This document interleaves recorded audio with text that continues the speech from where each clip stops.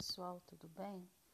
Eu vou corrigir com vocês agora a atividade 1 do quarto bimestre. A primeira coisa que eu coloquei para vocês terem noção é o conceito de violência no Google Forms, né? Que traz essa atividade 1. Então, o que é violência? Então, violência é uma ação direta ou indireta, concentrada ou distribuída, destinada a prejudicar uma pessoa ou destruí-la, seja em sua integridade física, psíquica, seja em suas posses, seja em suas participações simbólicas. Então, já aqui nessa definição, dá para vocês verem que existem tipos de violência, né? Então, esses tipos e natureza de violência, ela pode ser física, psíquica ou simbólica. E aí eu trouxe lá para vocês também os tipos e as naturezas da violência. Então, os tipos de violência são doméstica ou intrafamiliar, estrutural, institucional, interpessoal, autoinfligida, de gênero e racial. E aí eu caracterizei cada uma lá para vocês, lembram? A doméstica é aquela violência que as pessoas sofrem dentro do lar. A estrutural, ela está mais relacionada às questões sociais, ao mundo que a gente vive, né? Mas é um tipo de violência mais abrangente, relacionado, por exemplo, com gestão pública, segurança pública, só para vocês entenderem. Institucional é quando eu sofro violência ligada às instituições. Por exemplo, se eu vou num posto de saúde, acho que esse foi o exemplo que eu dei para vocês. Se eu vou num posto de saúde, numa UBS, e é me negado atendimento, é um tipo de violência que me atinge, pode não me atingir de forma direta, mas me atinge de forma indireta porque minha saúde vai ficar prejudicada. Ou quando o indivíduo sofre violência policial, por exemplo. É violência institucional, porque naquele momento o policial está representando uma instituição pública, que é diferente da violência estrutural. Por exemplo, a fome é um tipo de violência, só que ela está ligada a uma estrutura de governo, a uma estrutura econômica. A interpessoal é quando, por exemplo, você sofre agressão física ou verbal de determinada pessoa, que não está ligada, por exemplo, ao seu âmbito familiar. A autoinfligida é o suicídio, a de gênero está ligada às questões de gênero e a racial às questões étnicas. E dentro dos tipos de violência tem a natureza da violência, que é física, psicológica, sexual, verbal, negligência, abandono ou privação de cuidados. Aí eu pedi para vocês assistirem, para vocês entenderem de forma mais clara isso, um curta-metragem que chama O Silêncio de Lara. O que esse curta-metragem traz? Qual é a história que ele conta? Ele conta a história de uma menina de classe média. Eu trouxe essa história porque às vezes a gente acha que a violência doméstica, os tipos de violência, eles só acontecem nas camadas mais pobres da população. Não. Violência, ela existe em todas as camadas econômicas da sociedade. Então, nesse curta-metragem, a Lara é uma menina de ensino médio, de classe média, e que sofre violência dentro de casa. Então, eu pedi para vocês caracterizarem que tipo de violência e natureza de violência que ela sofria, né? Então, eu perguntei lá para vocês, quais os tipos de violência sofrida por Lara? Então, qual era o tipo de violência sofrida pela Lara? A doméstica ou ou intrafamiliar. Doméstica e intrafamiliar, gente, é a mesma coisa. Por quê? A Lara sofria violência doméstica porque ela era abusada pelo marido da avó, né? Ele não era avô dela, ele era casado com a avó e ela era abusada sexualmente desde criança por esse indivíduo. Então, por isso que é violência doméstica, porque ela acontece dentro do âmbito familiar. E qual era a natureza da violência? Sexual, porque ela sofria abuso sexual, psicológica, porque ela sofria ameaças, né, do indivíduo, Ele ameaçava ela para ela, que ela não contasse para os pais ou para as mães, que senão a avó dela ia assumir. Lembra que ele fala, se você contar, vai acontecer alguma coisa muito ruim com a vovó. Então é violência psicológica. E negligência porque ela apresentou vários sinais de que alguma coisa errada estava acontecendo e os pais não perceberam. Então por isso que é negligência. E aí eu trago isso para vocês, que fala que a violência doméstica e familiar nem sempre é óbvia. Lembra lá da Lara? Que a Lara apresentava certos sinais, mas nem sempre as pessoas conseguem perceber esses sinais. São formas de agressão complexas e que não ocorrem isoladas umas das outras. E aí eu trouxe isso para vocês porque a gente sempre tem que ter o olhar atento para essas questões de violência, porque às vezes nós mesmos estamos sendo vítimas de violência e a gente não está percebendo. A gente acha que aquilo é normal, que aquilo é comum, que isso é uma forma de carinho, de atenção, e não é.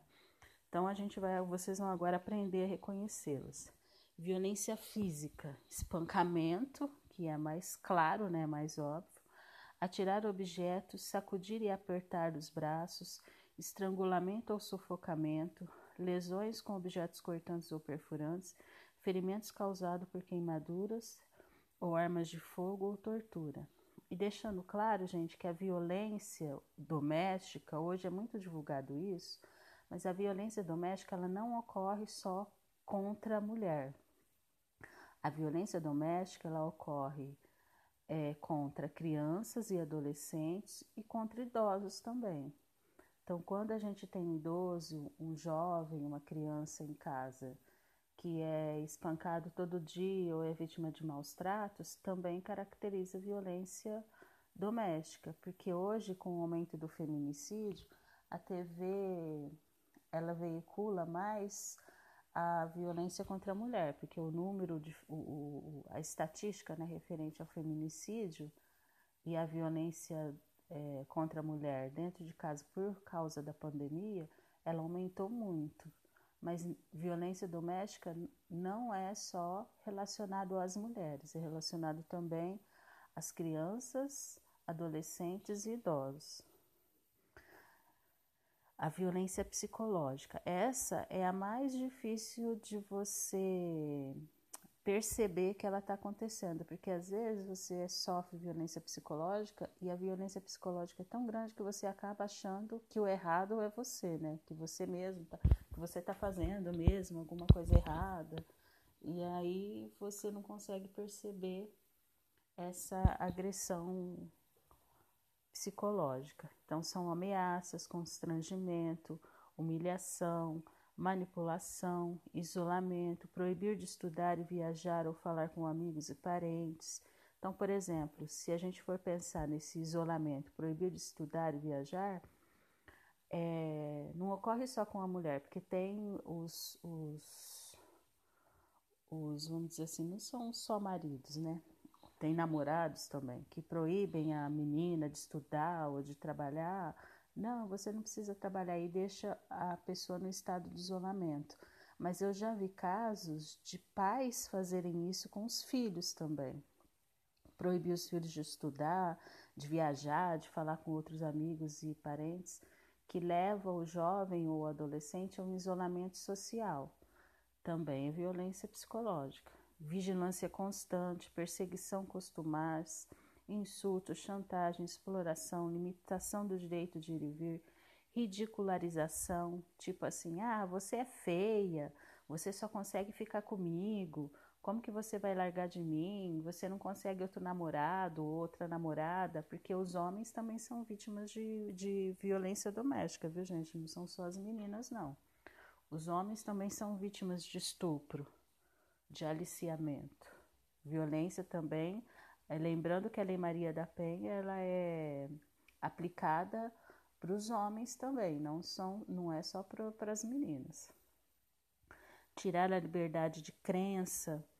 Tem muito casal que ou a mulher ou o homem obriga a seguir aquela crença Então, por exemplo, se a mulher segue determinada religiosidade, o marido tem que seguir aquilo, que senão a família não é feliz. É um tipo de violência psicológica, porque a gente tem liberdade de acreditar no que o coração da gente pede. Distorcer e omitir fatos para deixar a pessoa em dúvida sobre sua memória e sanidade.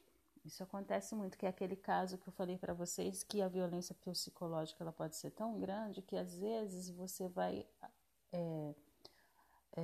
achando que você está errado mesmo. O poder de manipulação da pessoa às vezes é tão grande que você acaba se achando maluco e achando que as suas ações estão erradas. Então, vocês perceberam que a violência psicológica ela é mais difícil de ser percebida? Essa questão de humilhação está acontecendo muito hoje também, constrangimento na internet. Principalmente em relação à violência racial. E a violência também, ela entra na questão da violência, o bullying, viu? Que eu esqueci de pôr aqui para vocês. Só que o bullying, esse termo bullying, ele é usado errado, porque o bullying, ele só ocorre na escola. Se você sofre algum tipo de violência fora da escola, não é bullying, é assédio.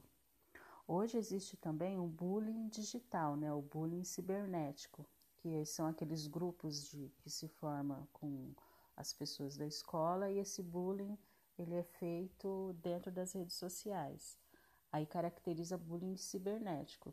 Mas você nunca sofre bullying fora do contexto escolar. Fora do contexto escolar, o termo correto é assédio. E a violência sexual. A violência sexual é clara, né, gente? É estupro. Eu nem vou ler aqui. Violência sexual, ela sempre está relacionada ao abuso do seu corpo sem a sua permissão.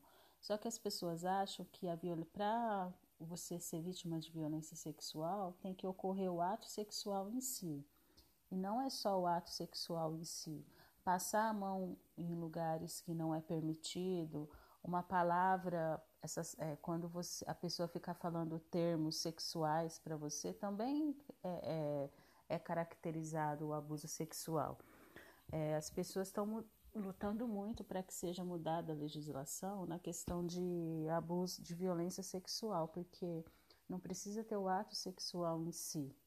Se você está dentro do ônibus e a pessoa encosta em você de uma forma maliciosa, é violência sexual, porque está fazendo uso do seu corpo de uma forma que não foi permitida.